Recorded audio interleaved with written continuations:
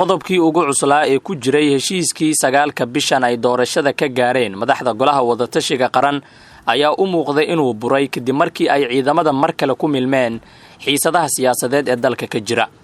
qodobka 16aad ee ku jiray heshiiska golaha ayaa dhigayay in ciidamada ay dhexdhexaad ka noqdaan arrimaha siyaasadda kuna ekaadaan ilaalinta amniga dalka. qodobkaasi ayaa u dhignaa ciidamada waa in ay dhexdhexaad ka noqdaan arrimaha siyaasadda kuna ekaadaan waajibaadkooda ilaalinta amniga dalka iyo dadka una hoggaansamaan dhammaan shuruucda iyo xeerarka dalka. burburka qodobkaasi ayaa waxaa soo dadejiyey kadib markii madaxweynaha dowladda federaalka Soomaaliya mudane Maxamed Cabdullaahi Farmaajo uu ciidamo hor leh ka dejiyey magaalada Beledweyne ee xarunta gobolka Hiiraan. diyaarad siday ciidamo kamid ah kuwa sida gaarka ah u tababaran ee kumaandooska Gorgor iyo kuwa booliiska ee Haramcad ayaa Arbacadii laga dejiyey garoonka diyaaradaha Ugaas Khaliif ee magaalada Beledweyne. diyaaradda oo siday askar kor u dhaafaysay 500 ayaa waxay ka ambabaxday gudaha garoonka diyaaradaha Aadan Cadde ee Muqdisho waxayna toos uga degtay garoonka diyaaradaha ee Beledweyne sida ay xaqiijiyeen saraakiil amni.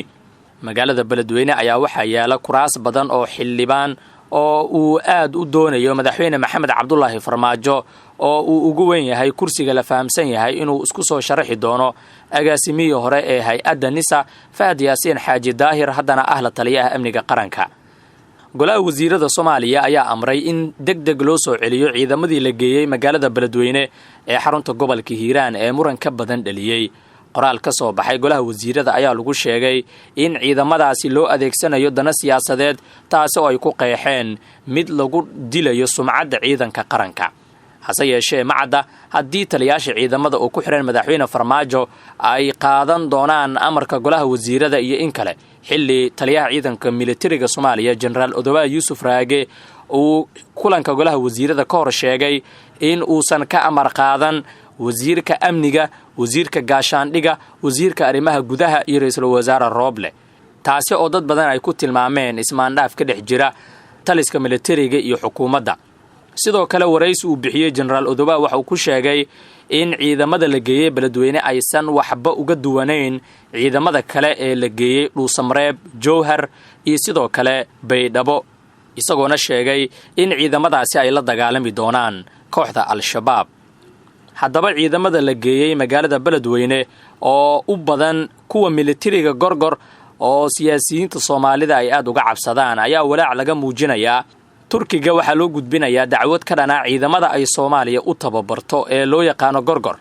madaxweynihii labaad ee maamul goboleedka Hirshabelle Maxamed Cabdi Waare ayaa sheegay in dowladda Turkiga ay u gudbinayaan dacwad ka dhana ciidamada ay u tababarto Soomaaliya oo ka qayb galay dagaalo ka duwan ujeedka ay u tababartay ciidankaasi. Waare ayaa sheegay in ciidamada Gorgor iyo Haramcad ay ku lug leeyihiin dagaalo dana gaar ah uu ka leeyahay madaxweyne Farmaajo sida awgeeda la joogo waqtigii dowladda Turkiga ay dib u qiimeyn ku sameyn lahayd raadraaca waxa ay sameeyeen ciidamadan. dowladda Turkiga oo ciidanka Beledweyne la geeyey tababartay dacwad rasmi ah ayaan u gudbinaynaa waxaan ka dalbanaynaa in ay dib u qiimeyn ku sameyso siyaasadda amni ee Soomaaliya. ma waxa aad ciidanka noogu tababartaan ciidan aan ogeyn wasaaradda gaashaandhiga iyo ra'iisul wasaaraha meesha la geynayo ayuu yiri Maxamed Cabdi Waare. madaxweynihii hore ee Hirshabelle ayaa dalbaday in laga hortago tacadiyo ka dhalan kara ciidamada gaarka u tababaran ee Villa Soomaaliya ay geysay magaalada Beledweyne.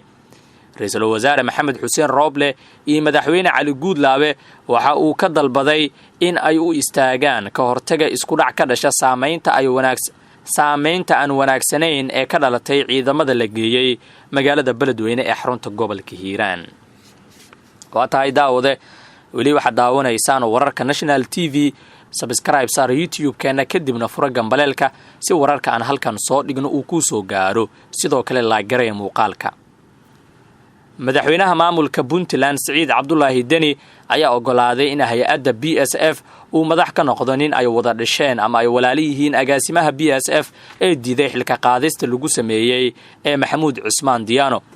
ninka cusub ee loo magacaabayo hay-adda BSF ayaa horay u hogaaminayay ciidamada BSF-ta qaybta mudug joogta. muranka ka dhashay xilka qaadistii Maxamuud Cusmaan Diyaano lagu sameeyey ayaa soo taagnay tan iyo bishii November ee sanadkii la soo dhaafay waxaana markii dambe diidmadii Maxamuud Diyaano ay sababtay in dagaal faraha loogu gubto uu ka dhaco magaalada Boosaaso. madaxweyne deni ayaa beri oo sabti ah ku wajahan magaalada Boosaaso ee xarunta gobolka Bari waxaana la sheegay in isimada uu la wadaagi doono 5 qodob si looga taqluso xiisada Boosaaso ka taagan. madaxweynaha Puntland waxa uu qorsheystay sida aan xogta ku helnay in agaasimaha cusub ee BSF uu noqdo Axmed Cismaan Diyaano oo la dhashay Maxamuud Cismaan Diyaano oo diiday xilka qaadista uu Deni ku sameeyay. qodobada Siciidani uu horgeyn doono isimada dhaqanka Puntland ayaa kala ah in Axmed Diyaano loo magacaabo hay'adda BSF-ta kaasi oo hadda ah taliyaha qaybta gaalkacyo isla markaana Maxamuud Cismaan Diyaano uu ku wareejiyay xilka hay'adda. 2 in Asad Diyaano boqor Burhaan iyo beesha gobolka Karkaar degta ay madaxweyne Deni ku taageeraan murashaxnimadiisa madaxweynaha Soomaaliya. 3 in Amiin Cabdullaahi Xaaji Khayr loo magacaabo xil kale. 4 in boqor Burhaan uu ka tanaasulo qodobadii kale ee uu soo saaray isaga iyo isimada kale. 5 in madaxweyne Deni uu la yimaado agaasime xigeenka hay'adda BSF-ta isla markaana la sameeyo isku shaandhayn saraakiisha BSF-ta ah lana soo celiyo kalsoonidii saraakiishii iyo ciidanka BSF-ta ee labada garab u kala jabay xiisada Boosaaso darteeda. isimada gobolka Bari ayaa horay u soo saaray go'aano hal dhinac ah lamana oga waxa ay kaga jawaabi doonaan qodobada Deni uu doonayo inuu ula shir tago. Siciid Deni ayaana doonaya inuu isku soo sharaxo xilka madaxweynaha Soomaaliya mana doonayo in isagoo faraqa looga dhagan yahay uu tartanka galo. sidoo kale magaalada Boosaaso waxaa yaala 16 kursi oo doorashada golaha shacabka ah waxaana uu doonayaa inuusan isdhaafinin kuraastan oo wax weyn u tari kara.